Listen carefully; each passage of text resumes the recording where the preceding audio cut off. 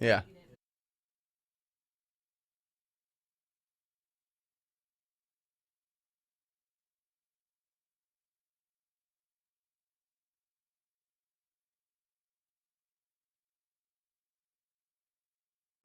I ran up a check, I might do it again. Enemies close, had me thinking they're friends. 10 toes down, I'll be free until the end. Crib outside the city, I don't feel safe in my hands. Took so many years, I'm just waiting for the wins. I'm in debt to no one but the one who took my sins. I do it for real, there's no reason to pretend. If I do it once, I do it again.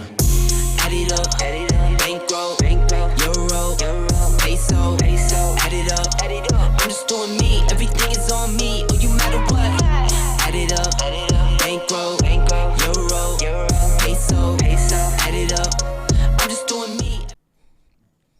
Welcome to the Millionaire Before 30 show. What's up, peeps? This show, we are dedicating this to giving you guys the blueprint of how to become a millionaire before 30. I'm Ryan Zolin. I'm Brent Daniels, Mr. TTP, and I love this. I love the opening part of this show because we're going to be talking about something that I think is really, really, really critical. It's going from, kind of a standstill from zero to that first $100,000. I think that is, they talk about, you see this a lot. You see it on Instagram. You see it on, all these like wealth channels on TikTok where they talk about, if you make the first million is the toughest, but the second million is inevitable, right? And it's like, wow, that's incredible. But that seems so far out. Really, the first step, I think, is to getting to that six figures. Oh, absolutely. Because that changes you from really, I feel like it's that transition, that maturity from being like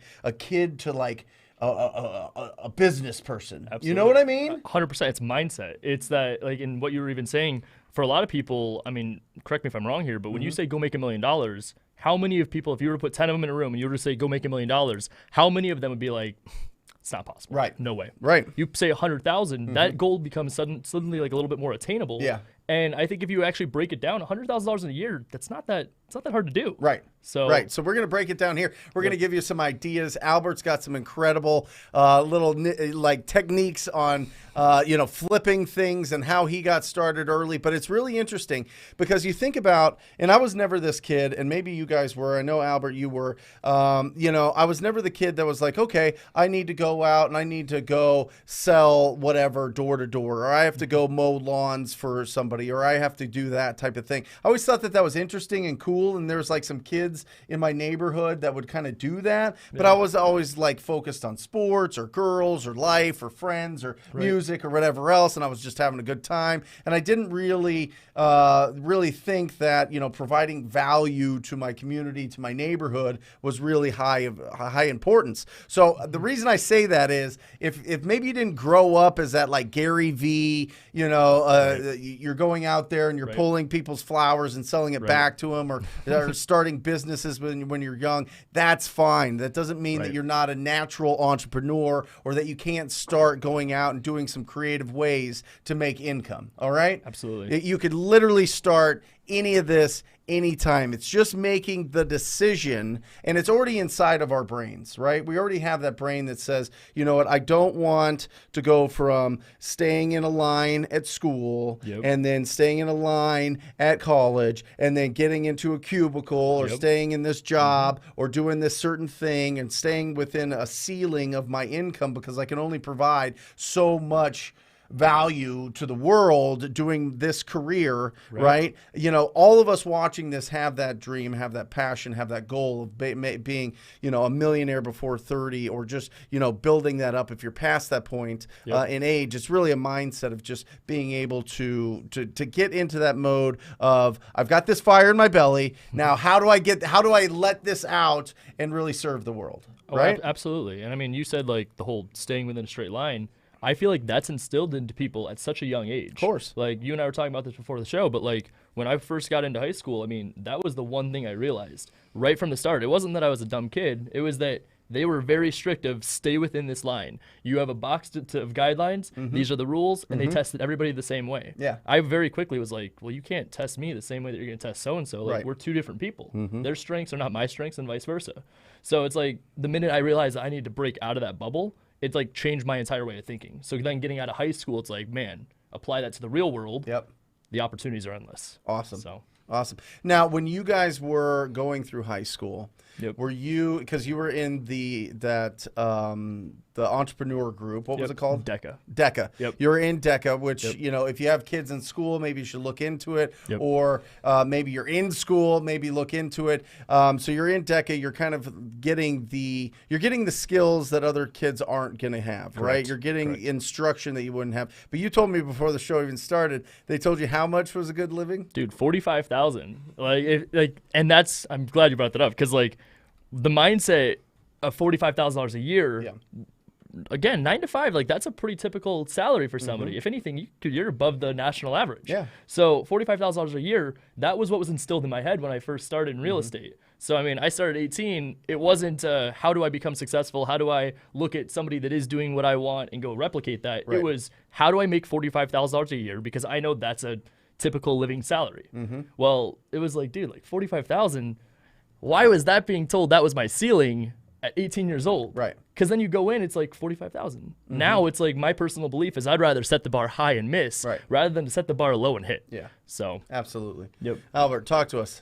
Talk to us about some of these ideas. What were you flipping? What do you still flip? What gets you excited? How do, everything, man. Everything. There is not a single thing out there that I believe can't be flipped. Either needs a little love or you just got to find the right buyer. Okay. I was in Utah last week, and the beautiful thing is while we're in Utah, I was still selling office chairs here in Arizona.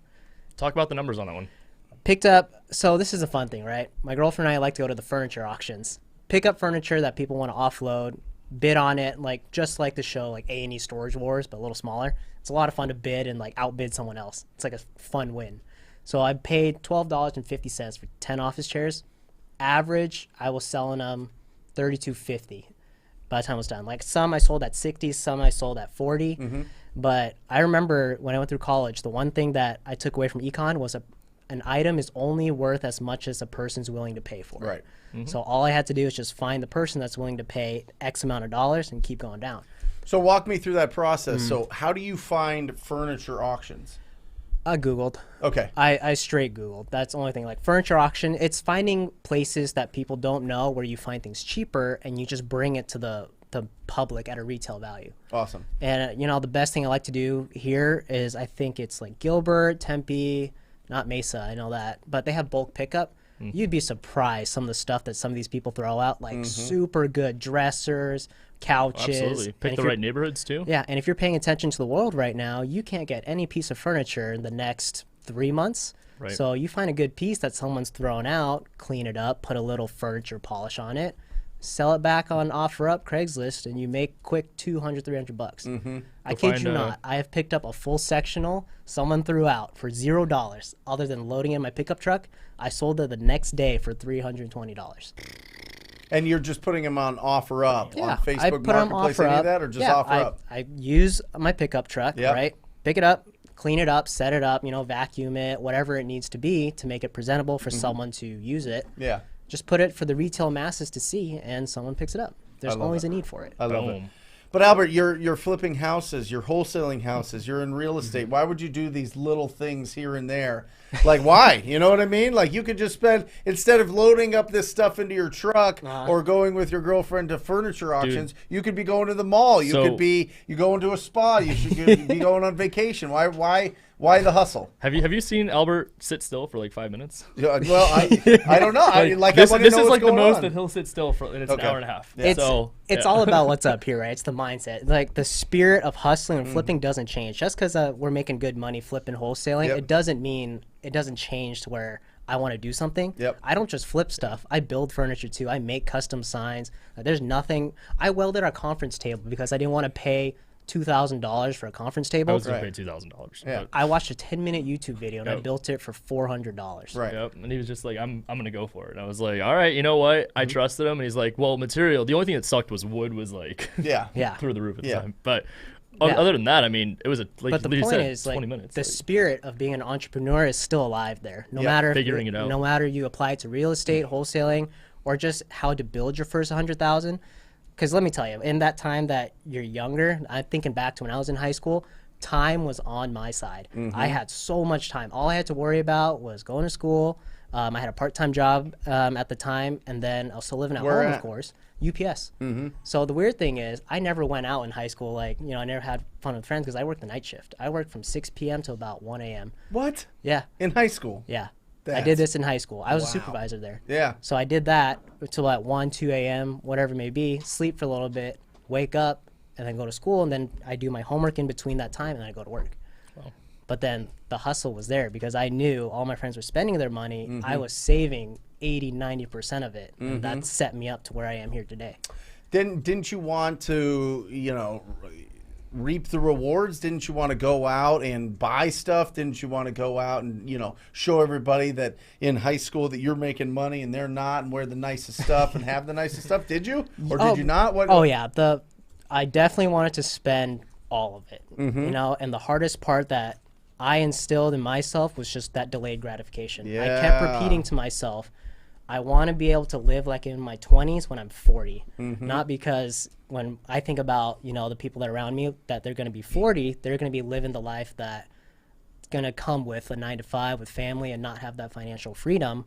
Whereas if I can give that up now, I can live like I'm 20 till the day I die. Well, and just to give you perspective of people in their 40s or late 30s or whatever, the generation that I grew up with, you go back and you see people, you run into them in random places, right? Whether it's, I go back to Gilbert, the hometown for whatever. I've got family out there, got friends, there's events, there's like dance recitals for the nieces and whatever else. And it's like, you see these people and there's no stars in their eyes. Like they're just glossed over and they're exhausted and they've got the rat kids race. running around and they're just like, oh, well, I'm just still here, still doing this type of thing. And it's like, wow, there's so much more to it. You know what I mean? Really. I think, you burn yourself out between 20 and 40, 20 and 45 in some dead end or something that you're just not fulfilled in. It just doesn't feed your soul.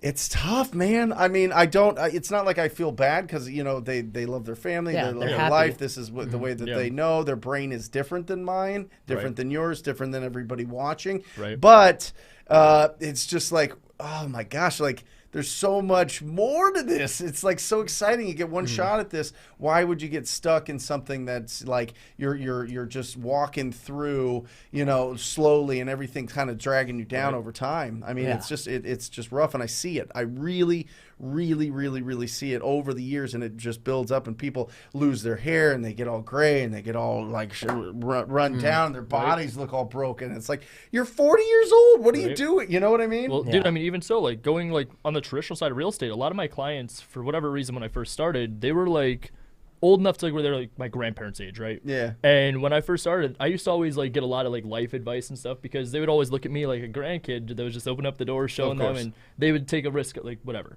But what I would always ask them is like, do you have any regrets? Like what happened? And you're like, tell me about your life.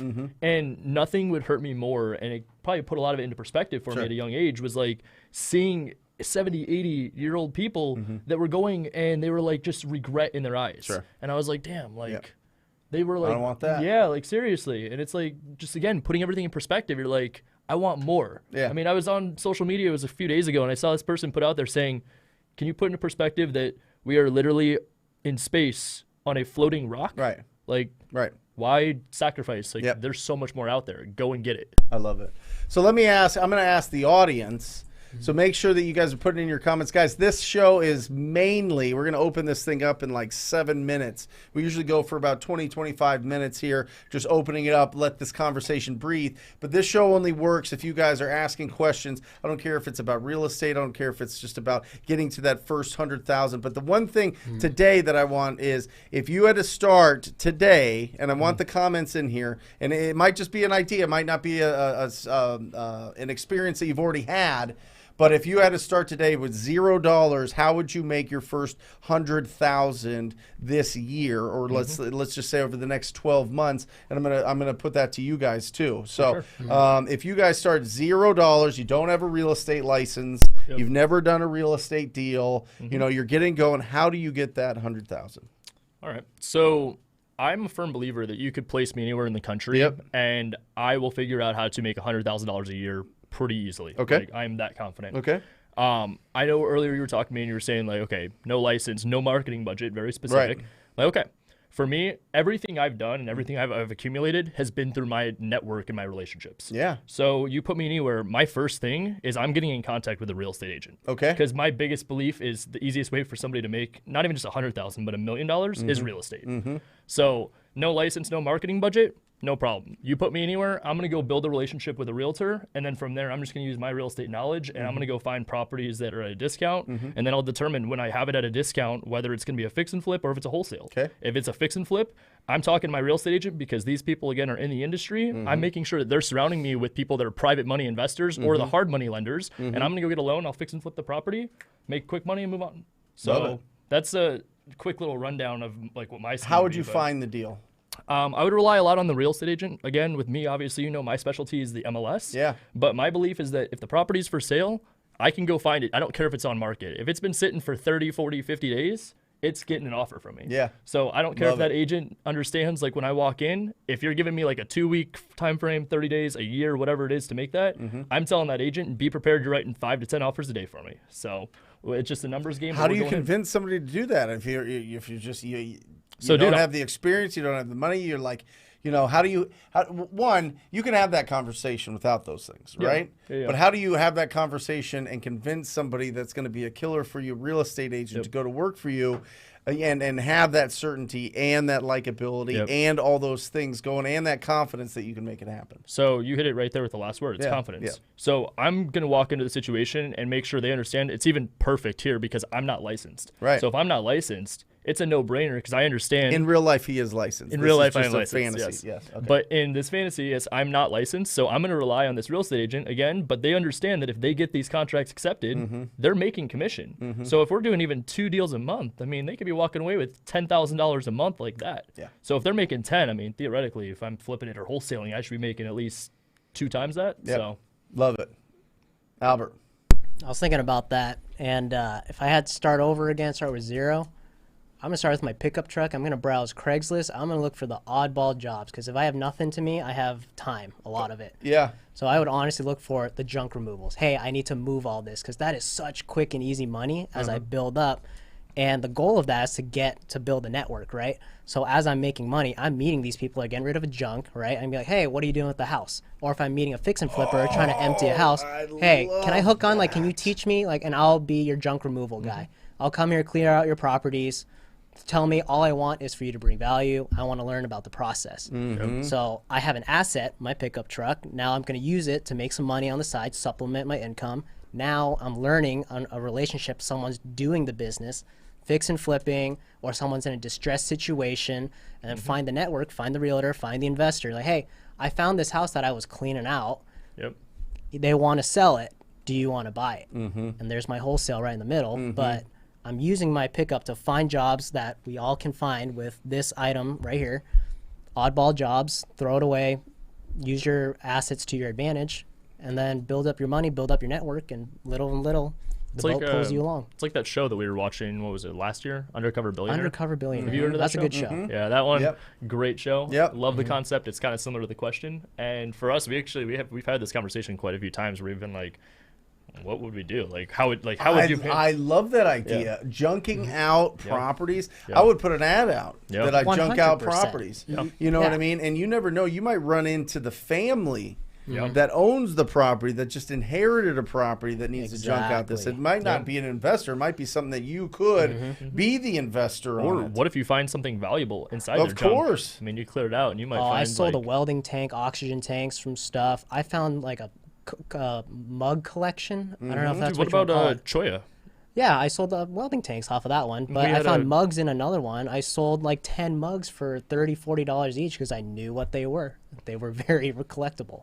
And is it just something that you look at something, you Google it, and then you're like seeing what other people are selling it for, right? Googling it. And all of that knowledge came from so many came from our resources. Gary V right there. Dude, like literally though, awesome. like that's the thing that like really Albert and I have talked about a lot is like I am so convinced with a cell phone alone, you can make $100,000 a year. Yeah. And dude, like even you see it on social media, like you could be like an influencer and like. But you know what's affiliate of some crazy? type. People are always just like, it doesn't work. Like those numbers are made up. So I'm like, let me find out for myself. It's real. It's very you real. just got to do it. Well, think about this. Think about if you just combine those two things, right? You go out, you put an ad out that you're going to junk out properties. Then you document the whole thing. People love looking at all this. You're like, look at what I found here. Look at this. Look at this. What I'm clearing out here. Isn't this crazy? And it's just your network. And they see you hustling. They're like, I'm going to be a real estate investor. I'm just excited. I'm learning the ropes. So I'm going to junk this stuff out. I'm going to figure this out. I'm going to try to talk to the owner of this property and see if they'll teach me what they're doing, and then documenting all that and doing that for the next year and just doing and find. I'm telling you, people will love that story first of all because you're talking about influence and you're talking about going through the journey and everything. And I'm not saying influence like all of a sudden you're going to be an affiliate for somebody or you're going to sell something for somebody. Right. People will throw money at you. If they see this whole story, this whole thing of you going out there, junking out properties, getting excited about real estate, getting excited about flipping stuff, people with money are looking to put it with people that are proactive, that are thinking like that are really hustling and really just have that passion to go out and serve. Well, 100%. I'm telling you. How you said that, dude, that's exactly how Albert and I got reconnected, was that he saw me posting on social media, and he literally messaged me. He's like, dude, it looks like you're a young guy that's hustling, and I respect that. I've been watching you for the last couple of years. I want to get involved. Like, I have a house to sell. Let's do business. Yeah. And then it was just off and going from there. But that came from building value, right? I didn't just come to you and ask like, hey, can you teach me everything you know? Absolutely. I came to you with something that I had built on my own. Like I tried to bring you value in terms of, hey, can you sell this house for me? And in return, it's like, hey, can you just show me the process? Powerful. Let me see how it does. And that all came from Yep. everything beforehand. Learning the value of money, learning the side hustle, learning getting down and dirty, getting your boots dirty, knowing what it goes into it to see what that dollar really represents. You played me. I'm just kidding. No, but I'm telling you, if you document your hustle and you do it in a real way, in a authentic, I feel is a word that's just getting chewed up by everybody that's not authentic. So I don't know if authentic is the right way, but just like just the real, you're showing, Genuine, you're documenting, genuine. you're not creating. It's another Gary V thing, and you're going out there and you're showing everybody, listen, I am doing different things. I'm excited about doing these different things. It's not, I'm junking out this property and whatever else, because that's the norm. If you go the other side and have enthusiasm for something like that, wow, that is a great back door. But it really I am adds, telling you. You're right. The authenticity is kind of overplayed, but it's real because if you document, you put it online. Like for a great example, I can tell to the people out there, you online is the exact same as you in person. And that's what people want, because as soon as someone meets you after they've seen your documents, stuff online, like, wow, you're the exact same. And it suddenly hits like, wow, it's real. It's not a personality.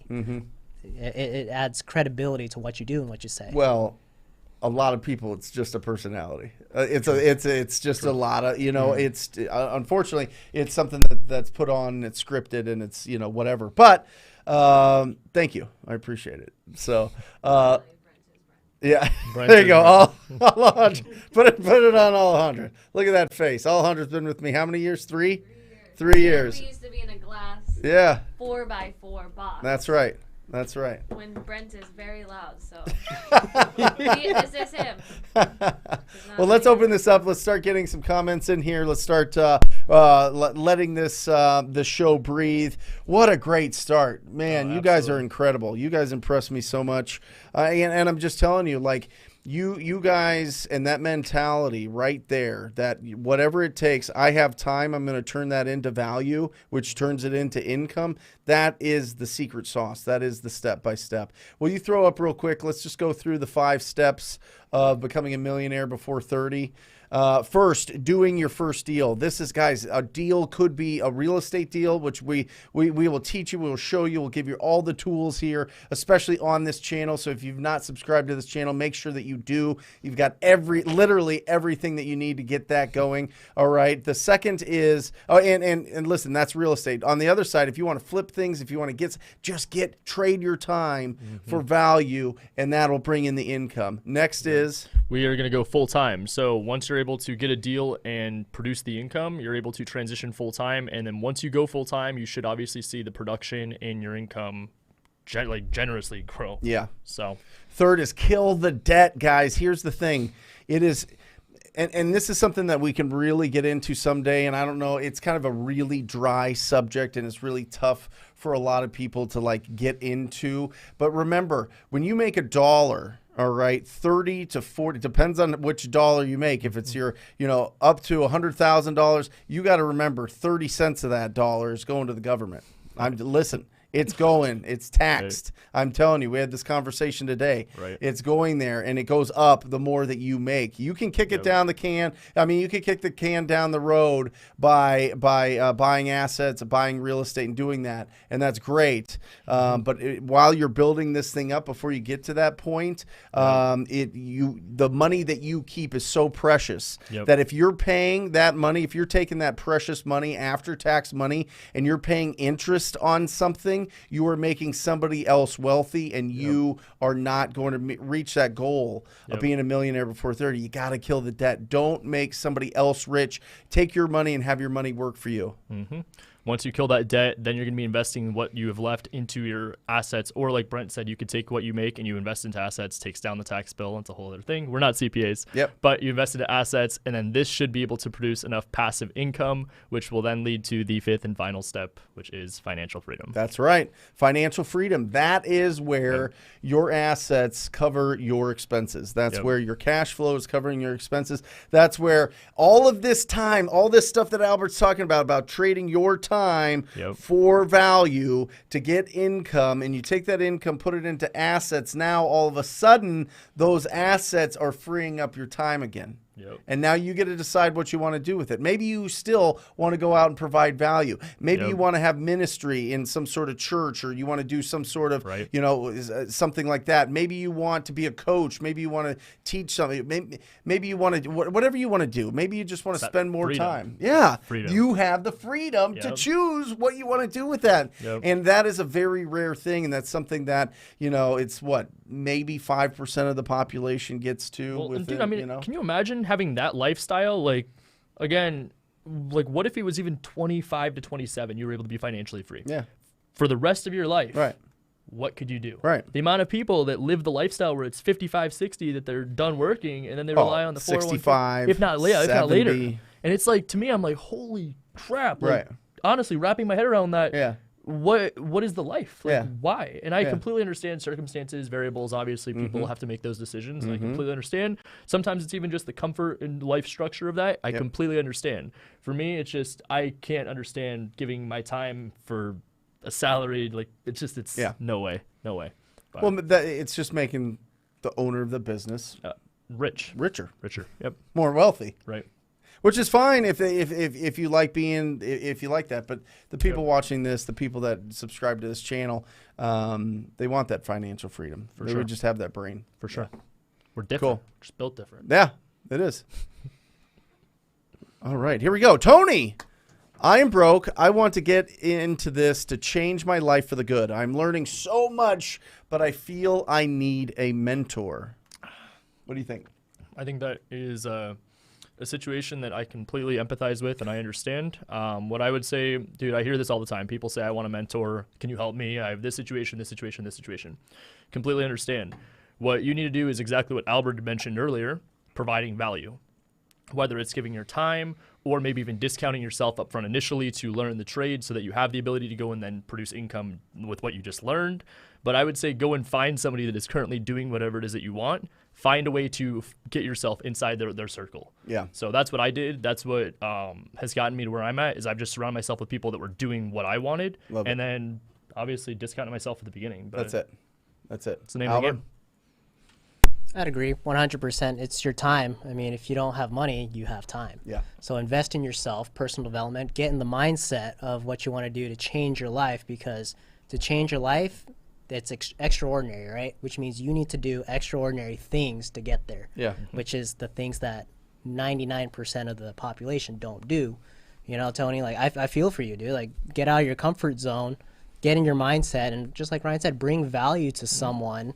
And, you know, you don't have to, quote unquote, pay that person to be your mentor. You're giving your time to them to just be there with them. Absolutely. Yeah. Dude, I mean, that's like the thing I hear at the beginning too, is like people are like, oh, can I get help? Can I get help? And I'm like, sure, like we have coaching programs, we've got mentorships, or I could refer you to somebody, whatever the case. But a lot of times people are like, oh, I don't have the money. That's fine. Provide value by your time. Discount yourself. Go and work for these people. Like, I guarantee you, like, it's not going to be everybody you ask, but I mean, you go and you ask 10 people that are doing what you want, I guarantee you, you're not going to get 10 no's. And if you do, ask 10 more. Yeah. So, Yeah. Well, and here's the thing, Tony, just to add a little bit onto this, because I think that you guys just totally nailed that. In my mind, there's two differences. There's a mentor and then there's a coach. Okay. A mentor is somebody you want to be like. A mentor is somebody that you want to be in their world. You want to see how they move. You want to see how they communicate with people. You kind of want to emulate what they're doing. It's kind of like they led the path, and you're kind of following that by just watching how they do things. A coach is somebody that gets results faster. Okay, so it just depends on what you want to do. If you want to get pushed and find somebody that's a real coach that's going to be like, okay, go do these 3 things today. All right. A mentor is more like, hey, yeah, just go out there and, just find something to flip or do something like that. You know what I mean? Or just go out there and find an ugly house, bring it to me and I'll help you out type of thing. Right. They don't give you the necessary instruction. So there's mentor and there's coach. And then what I will also say is I feel like I have literally had thousands of mentors, because I feel every time that I read a book, that's like a mentorship. And I think that's why it's so important to really put that good stuff in, because really smart people have boiled down incredible amounts of experience and time into something that's like this big, and that you can have in your hands and highlight and keep and go back to and reference all the time. You don't have to remember what somebody said to do. It's right there. So I think part of it is also getting that. It's almost like a pass-through mentorship. You know what I mean? It's like you're getting all of that and absorbing all of that information. And I think that that's really key as well. But I think if you're going out there and you are either way, if it's a coach, if it's a mentor, if it's a book, if it's a YouTube, if it's a podcast, if it's whatever, you still have to, you're the one that has to provide value to get income. Yep. So at some point you have to have the courage to go out there and just do something. Absolutely. And if you fail, keep going. Yep. And if you fail, keep going, because Dude, failing then is great. Yeah. Failing is fantastic. Yeah. You know, one of the things I want to say is, for me, I wasn't ready to get a mentor or coach until I knew I was coachable. Yeah. So I don't know how you feel about that, Brent, but I feel like if sometimes it's too early to get a mentor, because you're not ready to absorb the information and the action steps that someone else can provide until you get in that mindset. You're like, okay, I'm ready to take massive action. Well, that is when you have to decide, are you going to have a closed mindset, a fixed mindset, or you're going to have an open mindset. You know, are you going to let this, are you going to absorb this? Are you going to really take it, or are you just doing it because people are telling you that? Listen, I know some people never had a mentor, never had a coach, just went bananas, just crush it, don't care, are real quiet, not on social media, multimillionaires, just had extreme confidence and went out and did it. Right? Awesome. That's not me. Yep. That's not me. Right. That's not me. I always had to have a coach. I always had to have a team. I always had to have, I always had to get pushed to go do something. I always had to screw up things royally to have a chip on my shoulder to go out and really take action. Right. So sometimes when we're at when we're at rock bottom, you know, it's great because that's a strong foundation, and then you just start crawling your way out. So, Tony, to answer your question, it's up to you, man. Yeah. I mean, it's totally up to you. We have our license. I've had it for 17 years. I thought it was interesting going through the school. I didn't think that it was that difficult. I didn't pass the national test the first time, but the second time I did. And it was pretty quick and easy. So, Tony, it's up to you. If you feel like that would benefit you, then go for it. I don't think that should stop you. Don't let that be the thing holding you back from taking action on whatever you want to do. Correct. Yeah. Awesome. All right. From Andreas. Do you wait for title to come back before you market, or do you just market the day you talk to title? You want to go on that one? Yeah, sure. No, we go right away. If there is, listen, COVID really kind of screwed up title companies for a little while there. They kind of got backed up because everybody was trying to work remote, and they have super, super high security on a lot of things because they manage billions of dollars, all right, throughout the country. So they were kind of backed up. So it took a while to get the title report back. And even in regular life, it takes 3 to 7 days, calendar days, not business days, to get that title report back. I don't want to wait around. Right. I mean, unless there's something that the seller is telling me, if the seller's like, well, I'm not sure if I own this, I'm not sure who owns this, I'm not sure it was deeded here, or if I'm looking on PropStream that we use and it shows all the transaction history and it shows all the documents there, which is a huge benefit to PropStream, then you can kind of get an idea of what the story is. And if there's anything goofy there, then you want to send it to title and say, can you put a rush on this? I need to know what's happening here. But if it's a traditional seller and they've owned it for forever, PropStream, TTP data. If they've owned it forever and ever and ever, you know what? Listen, typically there's not going to be too much going on with the title report. Usually what happens is there's a lien that they thought was less, or they thought that they paid off, or they didn't know about on the property. That kind of gets things a little bit wiggly in the deal, but for the most part, I'm going to take that deal and I'm going to get it out to everybody. Yeah, we do the same. Yep. Just once we have a fully executed contract, just make sure title has it. Well, that's a huge advantage to being on the MLS. I mean, nobody's going to hire a real estate agent and do all this and have it go. And not anybody, but it's very rare that somebody like that is going to not know if they own the property or not. Right. Right. Yeah. Samuel, I believe cold calling is the best way to start with no money, but I'm nervous about talking to strangers. Any suggestion? Thank you. Samuel, I completely understand. Listen, we weren't raised. There wasn't a fifth grade class that we took after lunch in PE where we all had to sit in a call center and call people and ask them if they would consider an offer on their property, right? Yep. It's just, we've been taught, don't talk to strangers, all these things, right? So you have to break through some of these blockages that you have in your brain. So what I would say is this: the number one word that you need to keep in your mind right now is the word sustainable. And what I mean by that is sustainable effort, sustainable action. And with that is just call one person today, and then call 2 people tomorrow, and 3 people the next day. If you really want to warm it up, start calling, and I think you guys were talking about this, maybe it was somebody else, calling on for sale by owner properties in the beginning because they want to sell their properties, and it just starts warming up the conversation. You can start pre-qualifying them based on the condition of the property, timeline to sell, motivation, and price. And Samuel, I will tell you, TTP Insider has the scripts. Oftentimes, we get scared to make calls because we don't know what to say. All right, what I would do is I would take the TTP script. This is coaching here. This is instruction. Take the TTP script, call up the for sale by owners. They already want to sell, so you don't have to go into the do you want to sell. Just call them up and try to see if they would consider what they're looking for, and try to pre-qualify them. Absolutely. All right? Yeah, for sale by owner. I think it was actually Alex that was talking about that last Yeah, week. that's right. It was Alex. Zillow. That's right. And honestly, I mean, Brent hit right on the head. Yeah, go on Zillow. Go on Zillow and call them. If you another one is gosection8.com.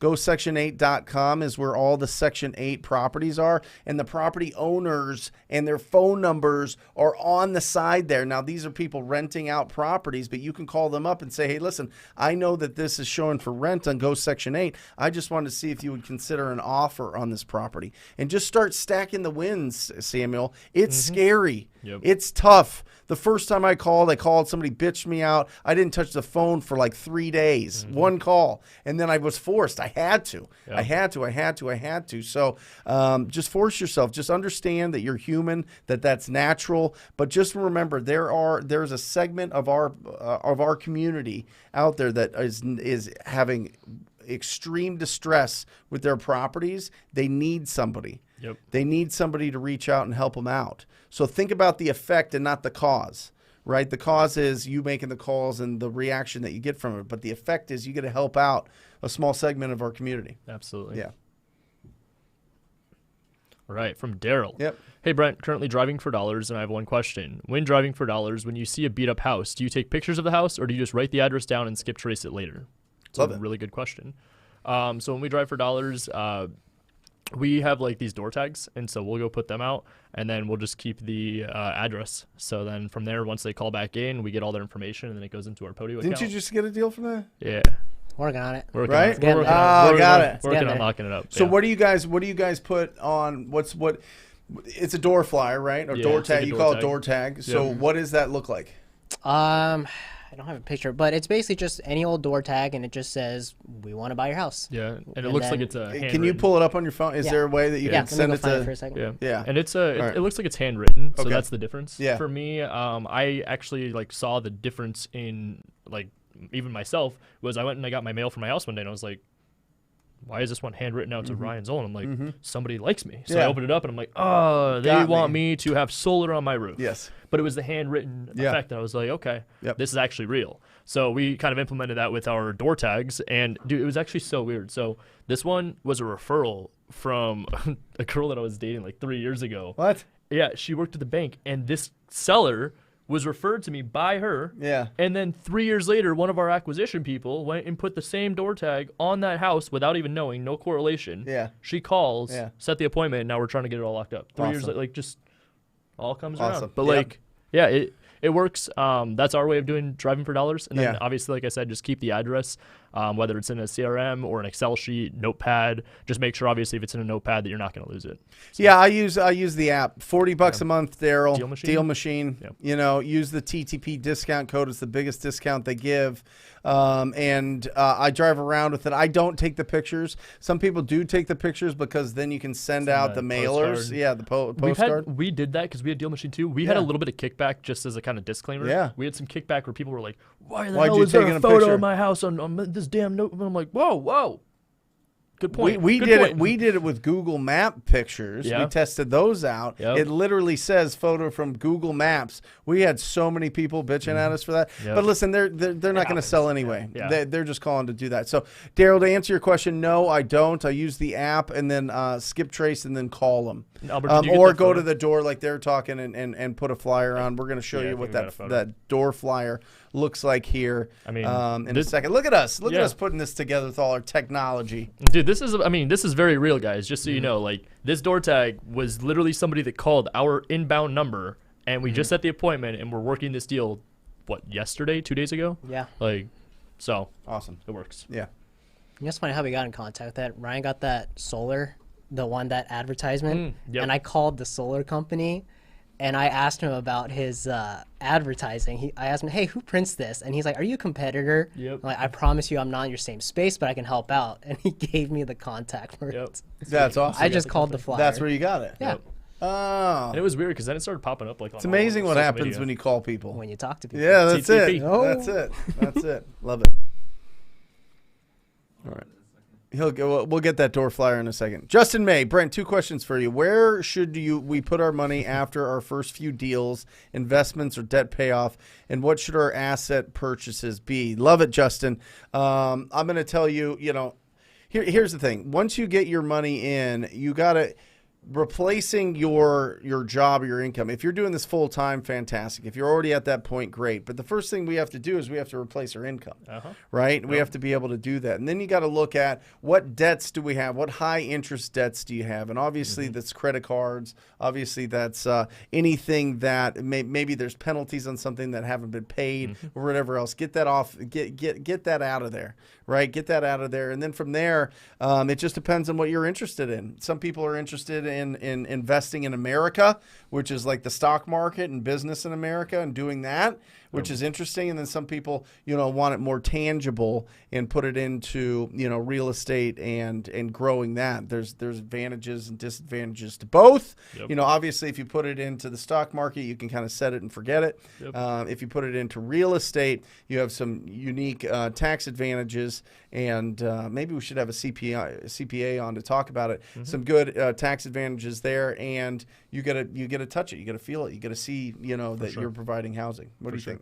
I'm the same way. For me, I can obviously only speak at what I'm familiar with, and for me, it's always been tangible. So real estate's been my go-to. I have a lot of friends that kill it in the stock game, NFTs, crypto. For me, it was just like I like to actually be able to go to a property, touch it, and be like, this is mine. As for their first question, investments or debt payoff, I think you hit it right on the head. Get rid of the debt. Look at our chart. Pay off your debt, and then make the investments. Yeah. So. I have that door tag. Here's the door tag. Boom. This is going to be money. There you go. There it is. That is literally the exact door tag we have. Now, do you write that, or that's already written? That is the company that makes it. It's actually printed, That's but printed. but it looks like it's right, handwritten. right. But so the company does it. You are going to specific doors then, because you know their name. No. So I'm Jesse is the name of our. I'm Jesse. Yeah. So we're basically saying I like. thought it was hi, Jesse. I read that totally. You're good. We do that because we've had people call and be like, F you, Ryan, I'm going to find your family, blah, blah, blah. I'm like, whoa. So now it's Jesse. It's a little bit less threatening. When somebody calls out cussing Jesse, I'm like, yeah. Jesse's really hurt. I actually Googled what's the most friendly sounding name for that. Yeah. Jesse. Yeah. Uncle Jesse. Yeah. Yeah, I love it. Interesting. That's how it went on. Yeah, that's smart. This kid right here, right? All 100. Jeez, Louise. I see what you're doing, Ryan. I see. That's a good partnership there. What a guy. Awesome. All right. Jade, there she is. How do you properly market a deal that you found on the MLS? Oh, well, why don't you read this one? Beautiful. Yeah. How do you properly market a deal you found on the MLS, locked up under asking price, and then want to assign it for over the listed price without the buyer trying to cut you out? Thanks. That would be a great question. I would say my one thing is advice. Albert and I were just talking about this a few weeks ago. I don't like selling properties above its list price.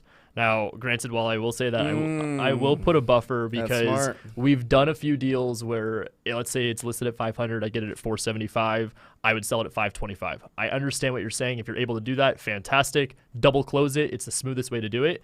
However, keep in mind optically, if you were to send it to a buyer and they see 525, their first thought is going to be, well, it's 500 on the MLS. The hardest part then is going to be having the conversation with them saying, yes, but it's exclusively available through me, because what they're more likely to do, and not that I want to obviously promote this, is that buyer, it has a very high likelihood of going to that listing agent and saying, is this still available? Because it's being sent out at 525 by so-and-so. They throw you under the bus. It just becomes like a really, really tough place to be in. So what I'd recommend is obviously be mindful of the list price. Send it out at list price. That's what we just did on one last week. It was listed at 725. We got it at 705. We sent it out at 725 and sold it to a buyer. So I would just say list price. And I feel like you guys are playing in that kind of upper mid-level price range a lot. Correct. Right? I would say we weren't even really mindful of that until recently. We had a buddy of ours that was like, just got my first flip and was 500,000. I'm like, we have like two at the moment that are over 500. I'm like, okay, I mean, I guess like we are in the higher price point. It's cool. Yeah. But like 500,000 and up is kind of where we play. Yeah. So it works. I like well, that. I feel like most people are going after the beat up houses that are under 300,000 in our market. In other markets, it would be like under 100,000, and going after, kind of seeing that as the low hanging fruit. But you guys are seeing that it's there's less. It's a little bit less competition. What we're noticing with the lower price point, it's cash on cash. Right. People are like, I'd rather have a 10% down payment off of a $250,000 house rather than a 10% payment off of a $700,000 house. Got it. Completely understand. Yeah. So Makes sense. Yeah. Great question. Specific. Where do you purchase your door tags, Albert? Look up Ballpoint Marketing. Yeah. Ballpoint Great Marketing. company. Ballpoint Marketing. Is that Ryan Dossie? Yeah. Yeah. Great friend. We'll bring Ryan on. That'd be a great guy for the show. let's do it. Ryan Dossie. I mean, he's what, like 29, 28, something like that. Great guy and phenomenal business person. Yeah, we'll bring him on, and he'll tell us all about the mailers. They also own a company called Call Porter, which answers the incoming calls live for that. Listen, what? Arturo, yes, that's great. Yeah. Hi. This is Jesse. Yeah. I mean, listen, you can identify as whatever name you want. I mean, people can identify as all sorts of things. So if you want to change your name to Jesse on the phone, go for it. That's great. We've got a few other neutral names, so we're good. Adam buys a house. Ooh, all right. For Brent and Ryan, would you outsource acquisitions or dispositions first? In other words, lead generation first or selling the deal first? Fantastic question. I personally would outsource acquisitions because dispositions for me is the easiest place for me to put myself in a position on the team where I can still be effective, highly effective, but also still be able to manage like the transaction coordination of the deal while still building the company and scaling. Yeah. Acquisitions, though, I would absolutely outsource, assuming they've obviously done the work themselves. Don't outsource something you haven't done the work in. Yeah, I'm going to flip the coin on that. So this is just personality-wise. When it came to dispositions, I liked when somebody, when it was friends or whatever else, and I blasted it out, and they were like, yeah, I want it. And I was like, yeah. And they're like, hey, can you get a couple grand off, whatever here and there. I was like, yeah, bro. Like, no worries. Like, get some more meat on the bone type of thing. So I was too nice on the dispo, and I was really good on the appointments. I was really good at the sales side. I was really good at pre-qualifying, lead follow-up, and going on the appointment. So my strength was communicating. My strength was going out on the appointments. My strength was sitting down with people in distress situations, having a ton of empathy, opening up, hearing their stories, doing that type of thing, right? On the flip side, the business side, the dispo side, I was like, oh man, I don't have that ice water in my veins like you would, you have. You know what I mean? Honestly, just so I. And also from a when you're wholesaling, when you're sourcing these deals, whatever, if you're a real estate entrepreneur, the conversion side of their business, so there's lead generation, conversion, and exit strategy. One of the exit strategies is wholesaling, which is dispositions. But that middle part, that conversion part, I can show you how to get leads all day long. You could get leads all day long just picking up the phone or texting or door knocking or sending out mail or doing whatever. You can get leads all day long doing that. It's converting them. Absolutely. And I am telling you, I have had good acquisition managers, I've had bad acquisition managers, and I've had great acquisition managers. And the difference in bad to great is millions of dollars. Listen to me. Literally. Listen to me. The sales side, if you're really good at that, stay in that saddle as long as you can, and then find somebody that's even better than you, for real. And that'll totally change up your business. If you're like, you know what, I can bring somebody in. Somebody else is better at communicating and feeling, going on that appointment, doing that thing. I'm like stone cold. When people want to, I could sell this deal. I could get people to bid it up. I have no problem if people are bitching at me, whatever. Then do that side. So it just depends, Adam, where you're at. But what I would say is, without a doubt, there will be nothing to dispo if you do not have an absolute maniac salesperson, maniac acquisition manager. And if that's you, stay in there as long as you can until you can find somebody that's better. Good balance. Yeah. It's a personality thing. Absolutely. Yeah. Joseph, look at this handsome devil. I love that suit. I have a suit just like that. I just wore it to a wedding. We'll pull that picture up. Do we have that? I don't know. Whatever. What can I say to private lenders to help them understand the value I bring? Ooh, I love this. So I would say that there's a little bit of context that I'd like to get from this. But what can they say to a private lender? The private lender bring value? I mean, it's deals. So like if you're able to bring deals, at the end of the day with our private lenders, what they understand is that what we offer in return, you're not going to get in stocks. Love it. You're not going to get in the span of 3-4 months that we turn around and do our deals.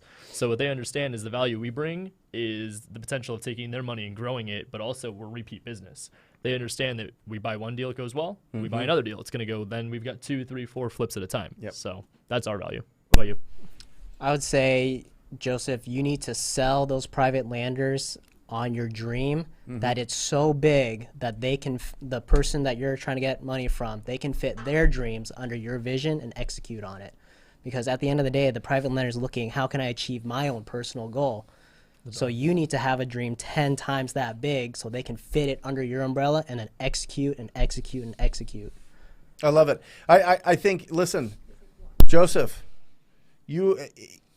energizing enthusiasm makes you a magnet, okay? Makes you a magnet for all the money you could ever want. Energizing enthusiasm only if you do what these guys just said and bring the deals. Yep. Find the opportunities and have a track record for finding discounted properties, have energizing enthusiasm, and just and be as loud as you can, brother. Just be and not obnoxious, but just show your journey.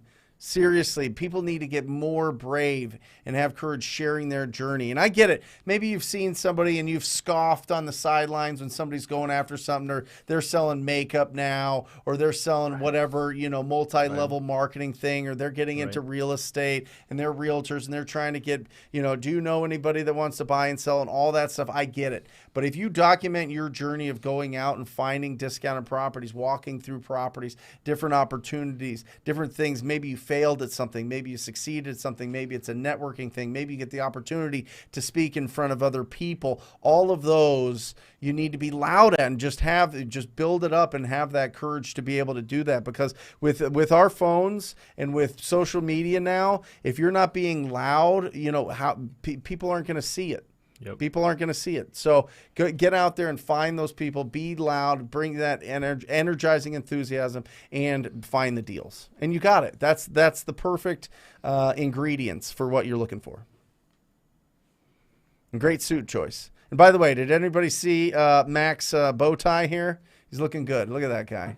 Look at Mac. It's not TTP, though. It's not a TTP. Well, we'll get him a TTP bow tie. Can you put it on him? There we go. There he is. What a handsome devil. Look at that guy. Star of the show. Look at that. Jared. Oh, boy. Boom. Where's that bell? All right. From Jared, we have a 22.5K deal closing October 28th. Agent outreach is too underrated. Text some real estate agents. Jared, let's go. Deal. Let's go. We'll do it back here because it gets a little bit. Let's go. That is awesome. Jared, congratulations. $22.5 thousand deal. Look Remember, at how we got that, man. I'll tell you, text some real estate agents. Dang. Okay. I see what you're doing here. Congratulations, Jared. What's up? So incredible. Remember, as you're thinking about this, as you have that money, oftentimes you go, what do we do with this money? What do we do with this money? One, I would set aside 30%. Listen to me, 30% for taxes. Just put it away. Now, listen, if it's saved up somewhere and you're paying taxes or you pay too much, they'll refund you. You're not going to pay too much, okay? Make sure that you're setting up your business, set up an LLC. Make sure that you're being able to be taxed right. Talk to a CPA. We're not that, so just whatever. But set aside 30, put 30 into the business, take 30 for you, rock and roll, and then keep running. Keep running. Got it? Good. And then the other 10% you can just do whatever you want with. Right. Celebrate with it. Right. Take that 2K and whatever. Go be silly with it. Anyway. Or not, or be like Albert and save it all and get there faster. You just get there faster if you invest more, obviously. Peter, REPC question: Do I sign the wholesale contract first and then send it to the seller to sign? I mean, either or. I always like to get the seller to sign it. If they prefer for me to sign it in front of them, that works. Mm-hmm. But for us, I mean, it doesn't really make a difference. We usually have the seller sign first. Yeah, Peter, it just depends. If you're doing this in person, either way, actually. If you're in person, I sign it. I commit. Okay, I'm committing to. We went through all these terms. Right. We went through the price. Are you good? Do you want to work with me? Okay, great. I'm committed to you. I'm willing to commit. I sign. Here you go. Sign it there. Boom. Right. Done. Right. And then if it is virtual, then yeah. I mean, very rarely is a seller going to be comfortable with you sending an offer that you haven't committed to. So all the offers that Right. you guys send to And the MLS, agents, they have our signature. all It of them. comes from the. You're not going from to our send a buyer's agent. you're not going to send a Gosh, no. non-signed contract to an agent. Right. They'll be like, They're "What? gonna be like, "What the hell is this?" You want me to Yeah. get my Yeah. person to sign this? What if you do you want the deal? Well, I don't Right. understand what's going on." Yeah. Right. All right. Good. Dustin, Brent, what do I need to have on my contracts in order to not be sued in case the contract needs to be canceled? Well, first of all, not an attorney. So if you're really worried about this, I would talk to the title company and the title or the closing attorney to get in there. I'll tell you, on our contracts that we use, we've got an inspection period that lets us cancel for whatever reason during that inspection period. So typically you're going to be protected in your inspection period, but for any legalese or any kind of legal advice there, you're going to have to talk to an attorney. But we use the inspection period for whatever inspections that we have. Inspecting. And listen, we buy a lot of properties. We wholesale a lot of properties, so during that inspection period, we're going to do both. We're going to bring in, if we need to, if the property's really, really, really rough, we're going to bring in an inspector. But for the most part, we know what we're looking at. And so we get our eyes on there. That's the time for my acquisition managers to get in there, any cash buyers that we're working with to get in there, any lenders to get in there. So, yeah. Juanita. What do you do if a lead has a ridiculous asking price, double what the house is worth, but they seem motivated to sell? Well, it's not going to sell for twice as much as what it's worth. I would say this is where we flip our hat around and say, hey, I can list it for you as a real estate agent. But keep in mind, as a real estate agent too, I'm all about setting expectations. So if I'm going into this and they're asking for double what it's worth, I'm just setting the expectation it's only worth this much. If you're trying to get it at top dollar, it's going to need X amount of dollars in rehab. You can do that yourself and we can get to this price, or I can give you a cash offer. It's going to be this option. But yeah, that's what I would do. Listen, Juanita, if somebody offered me double the value of my house right now, I would sell it. Of course. I would be motivated as well. Absolutely. Right? Like, it all comes down to, does the price make sense to you? Remember, here's the thing, and something that you hit on perfectly in the very beginning of this. The buyer determines value. That's it. Yep. I don't care if you're selling office chairs. I don't care if you're selling bicycles. I don't care if you're selling real estate. The market doesn't. The lenders don't. Yep. The agents don't. The seller doesn't even. It is a ready, willing, and able buyer determines the value. So you go in with confidence with your value. If they feel like they can get more than that, or that they think that it's worth more, move on. Yep. All right. We are working with people that are in alignment with the price that we offer them, the terms that we offer them, and working with us and our company. That's it. Those are the three things in negotiating that it all boils down to: price, terms, and you.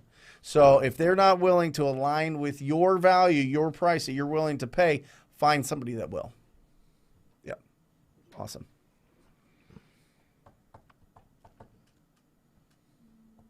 Juanita. Brent, I've been cold calling religiously and talking to people for 3 weeks now. Today I talked to this man who started me asking questions about if I bought a property before. I hung up. Roberto, I get it. Listen, brother, I totally get it. You're like, oh gosh, the answer. Tell them well. First of all, here's the thing. If you squat up in your marketplace with somebody that's local there that does business, you can be part of that. Yep. You can inherit. You can adopt their experience. Yep. Okay, that's the point of squatting up. So one, just find somebody that you gel with, that you communicate with, that you just say, listen, I'm out there, I'm hungry, I'm making cold calls every single day, I'm talking to people every single day. If I find a deal, can I bring it to you? Can we partner on it? Can we JV on it? Can I be part of, can we just have this partnership here if I bring you a deal, whatever, right? And people say yes. So you're not lying by saying that you're part of it. That would be your JV partner. That's fantastic. And now you have the confidence and courage. Yeah, we close 5 deals a week or a month or a year, we do 10 flips a year or something. Right. Inherit somebody else in your marketplace, squat up with somebody so that you have that confidence. Or if you want to go the tougher route, just say, no, I've never bought a property before. I'm really interested in it. Would you like to be my first? You know what I mean? Like, Right.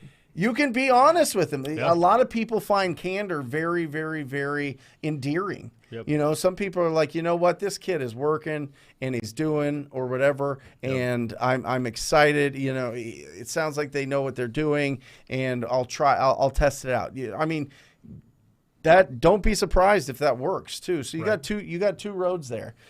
Typically people squat up so that you have the confidence, so people are like, cool, whatever. Yeah. But you can be totally honest with them and just be like, I have no idea. You know, like I've never done a deal. I know that I can do a really good job for you. Are you looking? And then you can spin it around. Are you looking for one of those big companies where they do a lot? You know, I feel like you would be just kind of like another number to them, or you could be like my exclusive, like all that I focus on is getting this done and making it as smooth as possible. Do you have a preference? There you go. There you go. Yeah. Yeah. Awesome. All right, from Michael. How would you come up with an ARV for a property with no comps around? It's a really good one.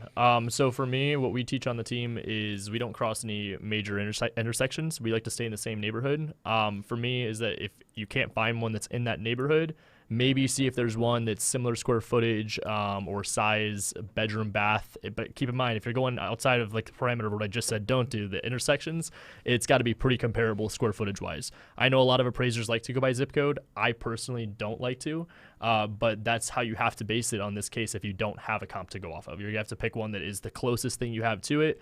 And again, I'd be very, very mindful of like the features in the house, square footage, bedrooms, bathrooms. Is there a pool, no pool, garage or carport? Like all of those things should be pretty close to alignment in the comparable property that you're trying to go off of.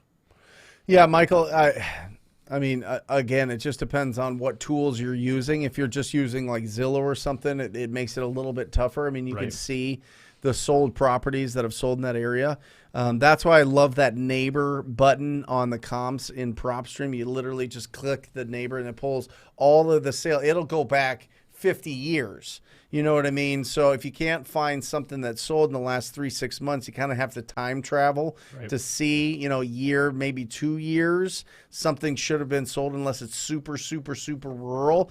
In that case, you need to pick up the phone. You need to you need to go online. You need to go to realtor.com. You need to go to find real estate agent. Click on that. Put in the zip code that this is or the city that it's in. That it's in. Find those top 5 agents. Call them up and say, "Hey, listen, I'm buying this house. If I totally fix it up, what will it sell for?" Yep. And then that'll give you a really good idea. You get the expertise of somebody that's in those smaller markets. I love that. Yeah. Love that. Yeah. All right, from Addison. Thinking about door knocking some pre-foreclosures today. What info should I know before knocking? What questions should I ask when in person? Albert, you want to go on this one? Questions I would ask is, of course, you're finding motivation, right? I don't know if people want to be confronted that they're in trouble. I know personality-wise, most men don't like doing that because it hurts their pride. They don't want to use someone else to know they're in trouble. So me, I would steer clear of confirming that you know they're in pre-foreclosure, but find the motivation, right? You want to know, hey, what do you want to sell? What do you want to do after you sell? Find out what they really want to do, because then you can fit your solution to that. So I'd be asking, what do you want to do when you sell the house? Obviously, it might be in rough condition, and you can ask, like, hey, what'd you do? Or what's your favorite part about this house? And they'll tell you some type of story that gives you that storyline of the info you need to determine if the house is a deal or not. I love it. There's two sides to that as well, right? You can go with, hey, I'm just looking to buy properties in the area and let them go into it. Or you could just go, hey, listen, I know you're getting 1 million calls. I know that this is super, super, super stressful.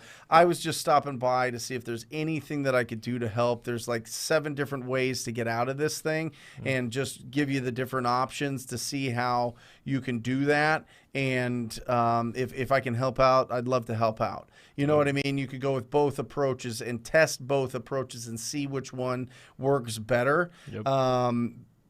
And just see how it is. Or you could switch it up on the fly. If they come out aggressive, you could just be like, oh, no, I'm just looking to buy a home in the neighborhood. Just wanted to see if you were considering an offer, considering selling this property. Or if they just are like, hey, what are you here because of the, you know, if you... Yeah, I was going to say 100% because they're getting buried with phone calls. If you're going to go after pre-foreclosures, listen to me. Do not call them. And I never say that. I literally never say that. But this list is getting thousands of calls. Loan modification companies, the mortgage company, every single real estate agent in the market, every single investor in the market. It is just bombarding. It's just going to be white noise. You got to set yourself different. And if they're not there, just leave a quick little note or a door hanger. Ballpoint marketing. Yep.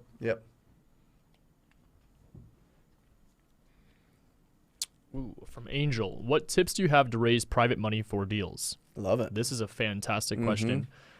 So for me, I will tell you that one of my biggest limiting beliefs when I first started, everything has been my age. It was like, man, like I can't do this. Like these people are twice my age, 3 times my age, so much more experience.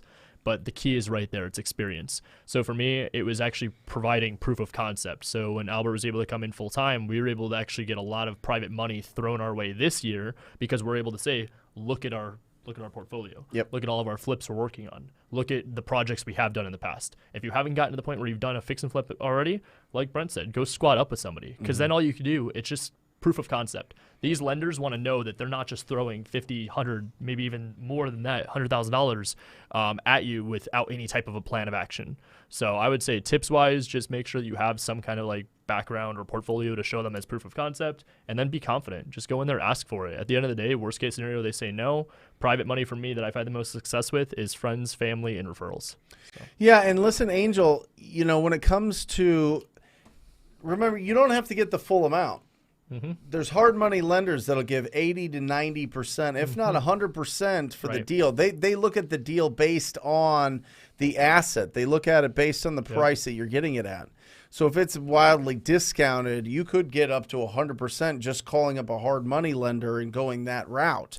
Now, typically, they want you to have some sort of skin in the game because it's just more protection for them.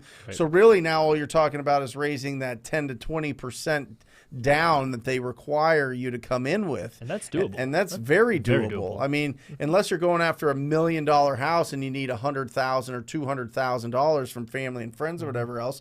But typically, for the most part, I mean, the average price point in the country is like 2.25. So if 10%, 22,000. 22,000, 40,000. So maybe you're at 40,000, being able to raise that from other investors, from friends and family to be the down payment, and then get the hard money lender to cover the most of that. And by the way, once you start working with that hard money lender and building a reputation, that percentage goes up and up and up that they're willing to lend. Absolutely. They'll go up to 100%. There's places here in town that'll go 100% at 18%. Right. Yeah. So Frank West Capital, shout out. And I'm sure that the next follow-up question, 18%. Yeah. Next follow-up question, I'm sure for Angel is probably going to be like, what kind of percentages do you give these private money investors? I think you'd probably agree with me here, like what, 10 to 12%? Yeah, I mean, it just depends. It just depends on what they're looking for. Listen, in the beginning, I'll give them 50% of what I'm making if it means that it's adding experience and money into my account. I think that's a big nugget right there. It's a big nugget. Well, and listen, the first few, you only need to do a few of these things to start building the momentum and building a reputation. I would say maximum 10, but you could probably do a lot of damage with doing 5. If you did 5 deals where you fixed and flipped, or you got these deals and you put them right back on the market and wholetailed them or whatever else, and you made a good profit after 5 of them, people are going to be knocking down your door. After 10, I mean, people are going to be throwing money at you. So if you need to 50-50 it with your private money lender for the first 5 to get the experience to show the profits, why not? Do it. Why not?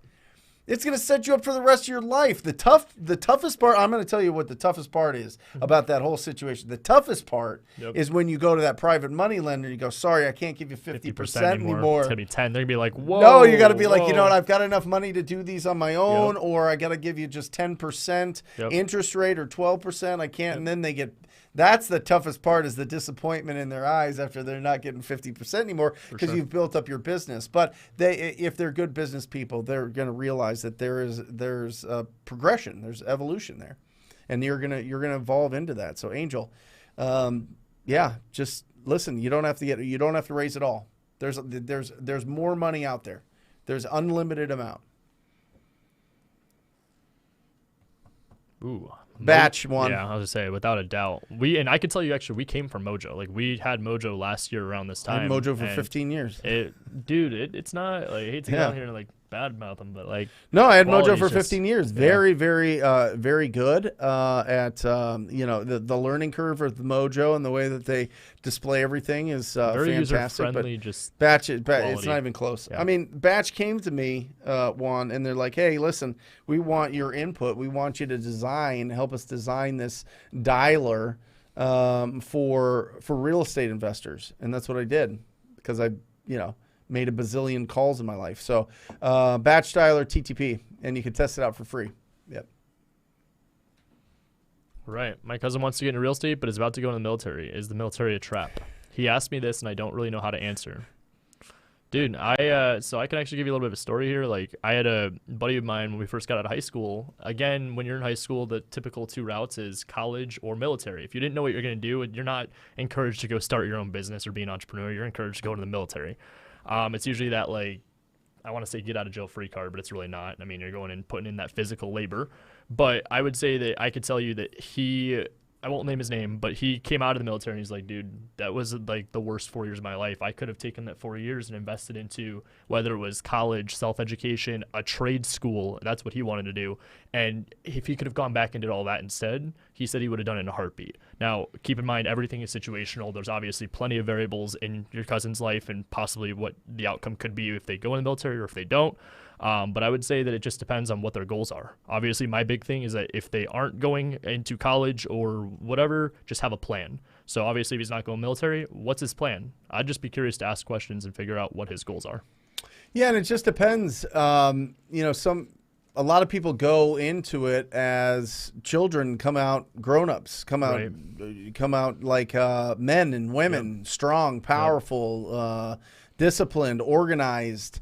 I'll just tell you some of the best TTP students I have are Marines, Air Force, Navy, Army, the National Guard, like the whole thing. Yep. They just understand that if they just follow the instructions and get it done, that they'll be successful, and they are. So it just depends on his personality. Does he need to have that, that role, that discipline, that pride, that comes with being part of the military? And it's incredible. It's nothing that we could talk about. It's nothing that we've earned with the service to the country. So does he want to serve the country and do that and have, maybe see the world and maybe have different experiences? I mean, you can talk to anybody in the military and they'll tell you it's very monotonous and repetitive and it's the freedom is not there, but there's pride in the work, pride in the country, and pride in the service that they're providing. Absolutely. So it just depends on where he wants to go. You know what I mean? If he needs that discipline,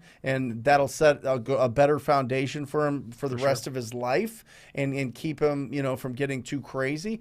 Listen, when we're getting out of high school and we're going for that 18 to 22 to 25 to up to 30, there's a lot of things that get thrown at us. If we don't have a sound foundation, we can easily become alcoholics, drug addicts, get into really bad and toxic relationships, all of these things. So, I think that the military on some level kind of guards you from some of that, and maybe that's the runway that he needs to be successbeing. Do you think that, because I'm seeing the beginning part of that question too, he wants to get into real estate. How effective, if you know anybody, do you know someone that could balance being in the military well? I have incredible students making so much from their military bases on the time that they have off. I mean, I've got podcasts after podcast after podcast at the Wholesaling Inc. podcast with active members of the military. Perfect. And I see them doing both, especially as they're getting towards the end of their contract. Oh, absolutely. They start making the decision to start, really growing their business. It's like the what's next. Yeah. Like, where am I? Yeah. Yep. Mm-hmm. Hamilton. Brent, I want to close my first wholesale deal in the backyard of my city, LA.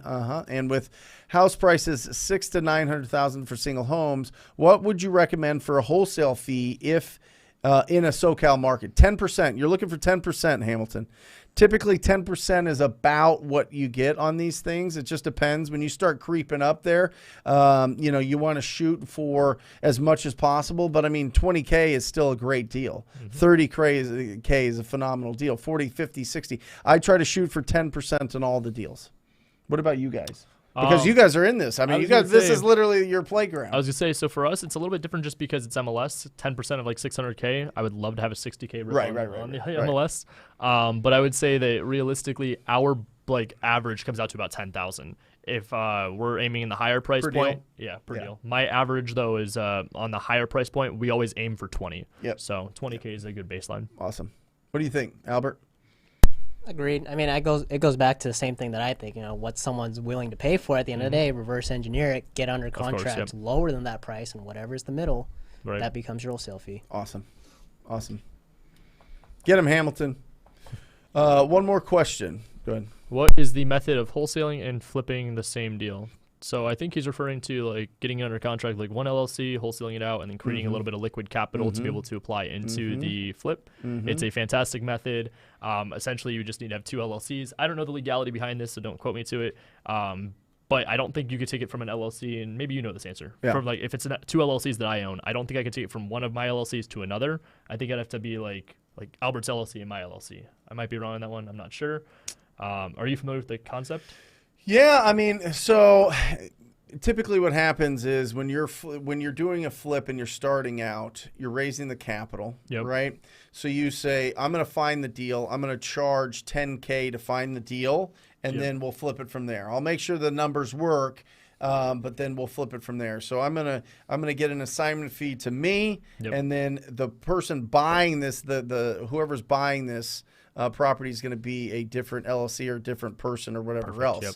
So yeah, you make the 10K in your LLC, and then And then you use that towards the flip, yeah. whether it's the hard money costs, private money. well, typically payments, people whatever. just take it for living expenses That and too. doing their thing and That too. growing their business. They take the 10K as a service fee for this flip, Yep. and then sell it to whoever you're partnered with and whatever else, and then you split that up. And as we you do that on a lot of ours with because we put all of our flips in Albert's LLC. And so we'll get them under contract in our wholesale LLC. And then occasionally on our flips, we'll wholesale them out for like a 10, 20K rip, make that money up front. And then it moves to his LLC. And then we flip it, use that capital for the flip, or we'll pay ourselves out a little bit like you had Yep. said. And then when we turn around and flip it, I mean, obviously just factor that all in at that net number. Listen, everybody watching this, everybody going through this, you need to just go to any meetup group, find any investor, find anything, and sometimes it takes a little bit of time, and see who their accountant is, for real. And then all of these questions are an email away. What is the best way to structure this? Boom. Yep. And then send it to them, and then they respond. That's what you want. Have somebody set that up and do that. But yeah, if you lock it up in your LLC and want to sell it to the partnership LLC, just talk to your It's a CPA about great it. method too. Yep. Yeah. Yeah. Because it gives you breathing room. Yeah. Yeah. Daniel. All right. If I'm driving for dollars and only texting, how often should I text the owner if there are no replies before I move on from them? Albert and I were just talking about this, and I know you guys were just talking about this on one of the deals. Just keep going until they basically tell you no or cuss you out. And then another option is that if you are local, go knock on their door. Just go show up at their house. Yeah, unlimited. Yeah. There's a method that I've started trying to do. I've learned that a lot of people are kind of nervous to kind of be aggressive with someone that's a quote unquote lead, Yeah. but they're not a lead yet because they haven't answered. So if they're not answering me and kind of wasting my time, I kind of shoot off aggressive and I just text them, hey, are we done here? I need to move on to someone else that would rather my help. And I respect your time. So if for some reason I'm not your answer, I will assume you're no reply and I will move on. And that kind of puts the fire in their feet, like, oh, maybe I should respond. Like, what opportunity can he present? And then if they don't respond, then you stop wasting your time and your precious text that probably costs some money, and then move on to the next. Love it. And the only other thing I would add to that is that it's all like matching tone. So like if you get in contact with them originally, whether it's phone call, text, or whatever, and they come across like the sweet old lady, maybe the aggressive approach isn't the way to do it, but you could still be somewhat passive aggressive saying, hey, are we done here? Like, I don't want to waste my time anymore, and I'm going to assume with you not responding that you probably don't want my help. So that way it's still aggressive, but you're rather than like going after old grandma, whatever. But absolutely. For sure. Awesome. Angel. Dude, All right. I'm closing 2 to 3 deals a month and not being on social media. What tips do you have to start up? Do you think he's referring to starting up on social media? Yes. Brent said this earlier in the show, and I love it. It's actually the advice that Jamil had thrown my way, and it is like the best advice I can give to you in this situation. Get loud. Just be loud about what you're doing, be proud of it, be confident. And more importantly, this was a tip that I was taught when I first got in real estate. Obviously, if you're not an agent, don't apply it with the verbiage, but don't be a secret agent. Right. Go out there and put yourself out there. Be the one that says, I'm confident, I'm an investor, I'm buying houses, I want to buy your deals, send me everything you got. Put it on your stories, Angel. Put it on your posts. Just walk around with your camera turned around and talk about the deal that you found and what's going on, and that you're looking for more, and that you'd love to talk to anybody if they're interested in real estate. You know, all of that. Build a little army. Build a little, you know, a little tribe of people that, you know, you help along, or they follow you along, or they're excited for you, or they support you. You know, let people know what you're doing. You know, you don't have to be out there and, you know, ultra entrepreneur and, you know, all this stuff and all, get all flashy and all and go bananas with it. But just document your day. You do cool stuff all day, Angel. Just show people the cool stuff that you do. If you're comping a property, look at this property I'm comping. Yeah, I'm going through this. I'm trying to find the comparables. I think it's worth 200. I hope that I can get it for 120. I'll let you know how it goes. Boom. That's incredible. And then post. That's it. You don't have to have a whole team. You don't have to do this whole thing. You don't have to jazz it up. Just post it up. Let it be something fun. If you're walking through an ugly house, put it to some cool music. And then just put it, you know, just do it. Just, you know, have fun with it. You don't have to, like, know all the tips and tricks. But if you want to know how to do it better, just watch a 30-minute YouTube video on how to, you know, post stories better. That's it. And then you're off and running. Put your personality in it too. Yeah. It's fun. I will say, like, I'm a weird guy. First of all, wacky. I think the most fun video I did, we did a flip walkthrough. Yeah. And for some reason, I put my phone in the fridge, and I kept opening the doors and walking them through. And then I put in the laundry machine, and then I put in the closet. And I start the video by just opening the door every time. I kid you not. I got more message about that. Like, that was the funniest thing I've ever seen. Right. Because everyone's seen the flip walkthrough. I'm like, I'm going to put this in the fridge and just, like, Personality. walk to the fridge. Yeah. And that's just my personality in Yeah. it. But it was fun, and it provides entertainment for someone who's watching it. Right. It's awesome. I'm going to start doing fridge videos. Christopher, question. Is the due diligence fee on top of the asking price or part of the asking price? Yeah, it's really, did you guys know, like, in some states you have to pay to get an inspection, right? So that's going to be on top of the purchase price. I mean, it could be in the way that you lay out the contracts. It just depends on which contracts you're using, Christopher. But They're doing that in Texas now, aren't they? Texas is one of the states, I think. I know North Carolina. Because I was talking to somebody at it was Jamil's mastermind a couple weekends ago, and they were saying that in Texas they had to do that. I was like, whoa. Yeah. Like, I mean, it's not anything like crazy fee-wise, but I mean, yeah, it's an added cost in there. So. Yeah, typically on top, Christopher. Good question.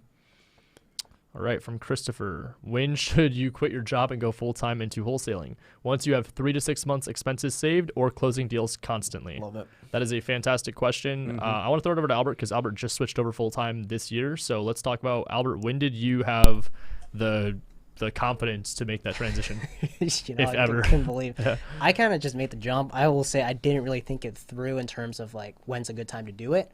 But I will say I have a year's worth of expenses. I sat down, I did the math, and I'm like, okay, how much do I need to pay my mortgage, my bills? What do I live off of? Do I have enough to supplement that for a year? Yep. And if that answer was yes, then I'm like, okay, I can live without this income. Because the one thing that was hardest for me to transition was I'm not getting a paycheck every Stability. 2 weeks. Yep. It's money going out constantly to supplement it, and then, you know, some fees coming in. But I need to still live in between.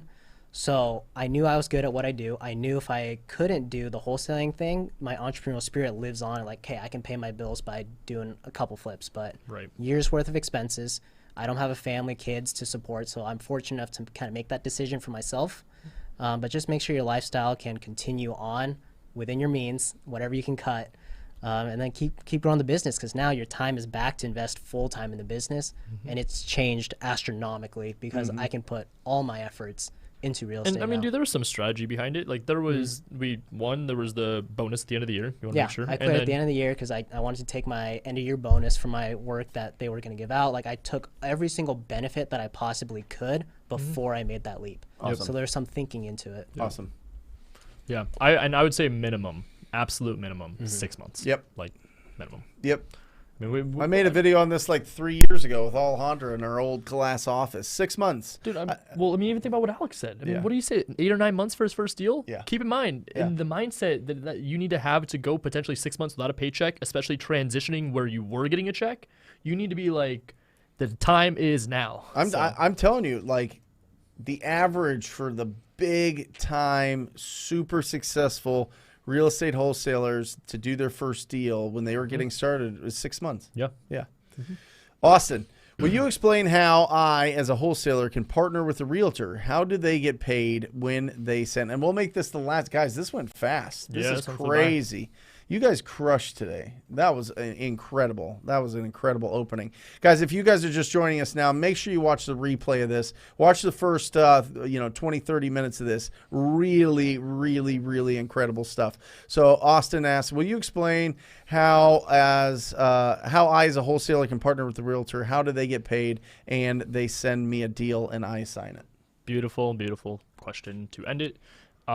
Dude, so building a relationship with a realtor, this is the most crucial relationship you could have. What you want to understand, it's what we've talked about is the whole theme today. It's providing value. So you understand is that if you're going to be providing them value, which again, keep in mind, you're not paying their commission. The seller's paying the commission. So what value are they bringing you is the real question you have to ask. So make sure that the realtor's bringing you a deal. What you understand is that if they're bringing you deals that are on market, or maybe they have a seller, their negotiation of the commission should be in that term with the seller. Yep. So they get paid once the deal closes. So they should be working pretty damn hard on your behalf to make sure this closes, because they don't get paid if it doesn't go through. So that agent's going to make sure that the deal closes. It's all smooth at the title company and everything. But aside from that, when you assign it, it's just normal. It's like a normal transaction. You get under a contract with the realtor, seller signs it, listing agent is involved, they sign it, buyer's agent signs, you sign, you turn around, you assign the contract out, send it to title. The only hang up I ever usually get as a question is, should I tell my realtor I'm assigning it? Should I CC them on title? That's just situational. It depends on your relationship with the agent and how much you trust them. Some agents I know, and maybe you'd agree with this, would absolutely freak out when they hear assignments and they hear that you're not actually the buyer, but they're representing you as the buyer. Yep. So just be mindful of that as a possible obstacle. I always say it's better to ask for forgiveness than permission. Keep that in perspective with title. I don't tell the agent that I'm going to be assigning it until after the fact, if they even bring it up. Yeah, and Austin, the technique I've used, it's made world famous by Jamil Damji with Keegley, is you reach out to the real estate agents, you build up a relationship with them over time, and then you educate them on how to find these deals, how to literally like cold call for you. For listings, but when they come across those deals that need some love, they need some renovation, they need that, they have the option to tell those people, hey, listen, I can list this property for you, or I could just get you a cash offer. Do you want me to give you both options? Yeah. Okay, well, the cash offer would be here, and then you would split that deal. He splits the deal with some of the real estate agents 50-50. I mean, he'll give 50% of it to the real estate agents. I've always done 50-50 as well with any real estate agents that are bringing the deal, if they don't already have a listing agreement with the owner of the property. But I actually prefer when they don't have a listing agreement with them, because then they bring it to me off market. And before it hits the market, I get that deal and I split it with them. And oftentimes those deals are ones that aren't like totally destroyed, and we end up either doing the flip on them, or we end up just cleaning them up and putting them back on the market ourselves. So there's a lot of advantages there, right? Awesome. Final words, Albert. What a show, honestly. What a show. What a show. What a show. Final words, great. to wrap up the theme, let's just get out there and start taking massive action. You know what I mean? No matter what it is, if it's real estate wholesaling, if it's finding junk to treasure, Goodwill, whatever you do, the entrepreneurial spirit lives in those hustles. So find it, build it, create it, and keep feeding it. Love it. Love it. Yeah, I mean, I love the energy of the show. It's a good vibes. It was great. Great vibes. Yeah. My thing is, I'm just going to leave with you guys with is, how bad do you want it? I mean, are you willing to take the action and do the things that other people aren't for the lifestyle that other people don't have? So Love it. Love it. Remember, keep your house clean, protect your health, increase your value to the world. You'll live a great life. Till next week, we love you guys. See ya. I ran up a check, I might do it again. Enemies close, had me thinking they're friends. 10 toes down, I'll be free until the end. Crib outside the city, I don't feel safe in my hands. Took so many years, I'm just waiting for the wins. I'm in debt to no one but the one who took my sins. I do it for real, there's no reason to pretend. If I do it once, I do it again. Add it up, bankroll,